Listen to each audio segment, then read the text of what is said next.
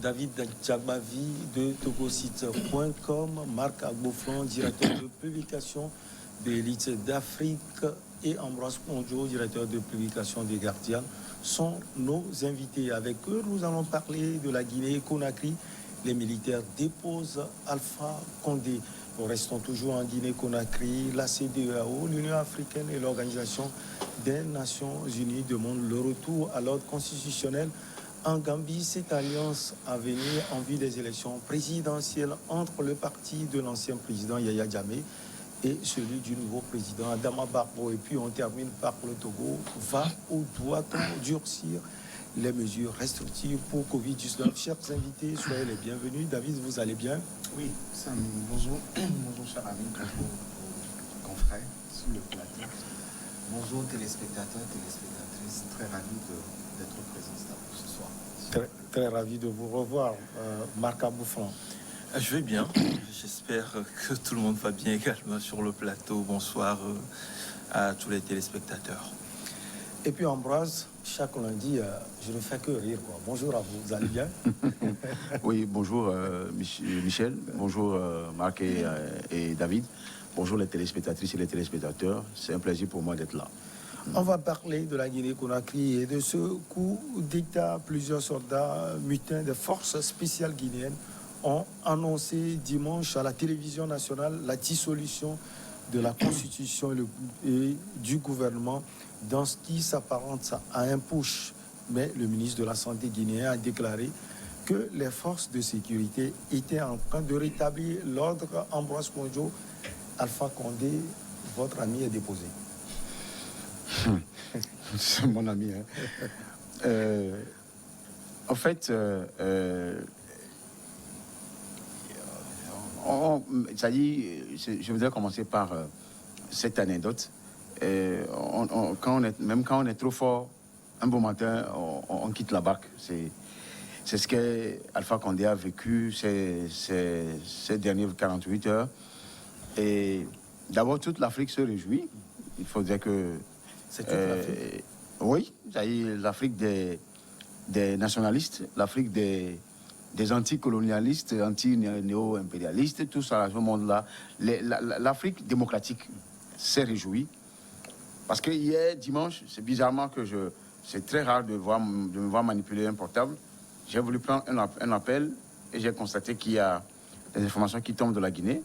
Ils ont parlé de tentatives de coup d'État. Et j'ai répondu, pourquoi pas en même temps un coup d'État? C'est-à-dire qu'il faut aller droit au but. Le souhait des Guinéens, c'est de déloger ce monsieur que j'ai toujours appelé un fou. C'est-à-dire qui descend dans une amphithéâtre universitaire, insulte les étudiants proprement. Les étudiants ne lui lâchent pas, ne le ratent pas, ils lui renvoient la même balle. Un monsieur qui a pratiquement fait tuer 200 personnes, ne serait-ce que pour son troisième mandat. Ouais. Et donc, qui a aujourd'hui dans son passif plusieurs opposants d'opinion politique en prison, que certains ont été libérés cette mi-journée.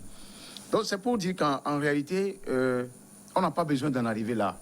Condé aurait fait 2 mandats et parti avec son âge tranquillement par la grande porte. Ouais. Mais il a choisi de prendre le chemin d'autres personnes. Et aujourd'hui, il est là où on l'a déposé. Et ce qui me fait chaud au cœur et en même temps me fait rire, c'est la réaction de la CEDEAO et de l'UA, je crois, sur lesquels on va arriver. Donc c'est un coup d'État salutaire, comme le terme indiqué veut bien qu'on le dise.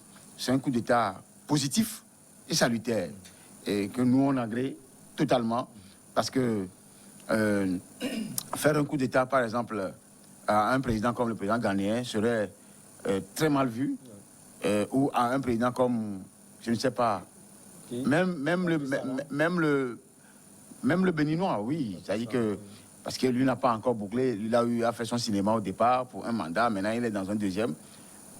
Mais un coup d'État, d'abord incondamnable. Il faudrait qu'on revienne là-dessus. Sur le principe, un coup d'État condamnable. Mais dans les faits, je crois que c'est par rapport à l'individu visé. Et cet individu-là, il mérite la petite fenêtre. C'est ce qu'il a eu depuis hier. La petite porte, vous dites fenêtre. Je parle bien de fenêtre. La porte est différente de la fenêtre. On met en deux, une porte qui s'érige en deux fenêtres. Maintenant, il y a encore une petite fenêtre dans cette fenêtre-là. C'est là-bas qu'on est parti. Il fallait le voir Haga dans un véhicule militaire, comme quelqu'un qui n'a jamais parlé.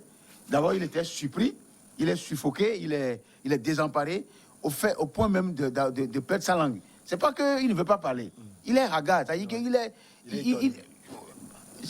le mot ne pèse pas, étonné, sidéré ne pèse pas. C'est-à-dire que il a une phobie qui s'est accaparée de lui, qui fait qu'il ne peut plus parler. C'est ça. Et aujourd'hui, il est là où il est. Je rends grâce parce que au moins, ils l'ont laissé la vie sauve. Ah oui. Ce sont là les caractéristiques d'un coup d'État salutaire. Il y a eu un médecin également. On l'a appelé médecin, tout ça là. Et le monsieur même qui est arrivé a déjà libéré les prisonniers d'opinion politique. Oui. Ça, c'est un bon pas, mais qu'on doit surveiller comme du lait sur le feu. Oui. Alors, David, finalement, Ambroise qui applaudit un coup d'État, même s'il a eu à dénoncer cela, ça veut dire que l'heure était grave en Guinée-Conakry. Bah, tout le monde s'accorde sur un constat qui a été fait de toutes les façons sur les 10 dernières années de la présidence de Condé et sur la brutalité avec laquelle il avait forcé un troisième mandat. C'est que il y a un problème et Condé avait porté beaucoup de déceptions. Ah oui.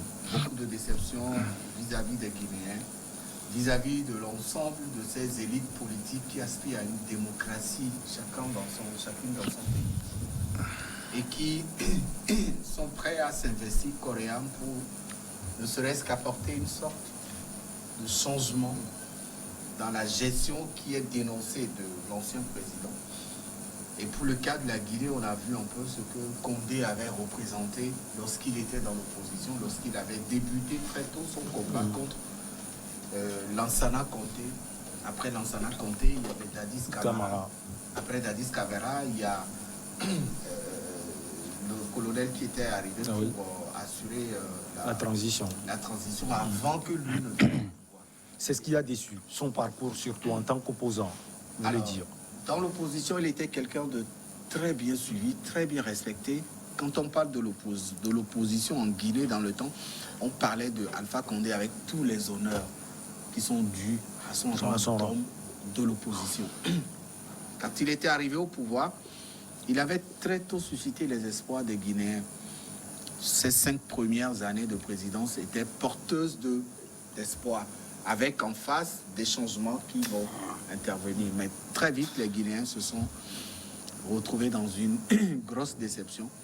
Et durant ces 10 années, Alpha Condé n'a fait qu'empirer la situation. Et ce qui a été la goutte d'eau qui a fait déborder le vase, c'est le troisième mandat. Cette malice qu'il avait à tourner tout le monde dans le panier, à tourner tout le monde en bourrique. Tout le monde se demandait est-ce qu'il va faire un troisième mandat, est-ce qu'il ne va pas le faire. Il ne s'est jamais prononcé, mais au final, on a vu ce qui s'est passé. Et donc, ce forcing de ce troisième mandat a été la goutte d'eau qui a fait déborder le vase. Les Guinéens l'attendaient au tournant.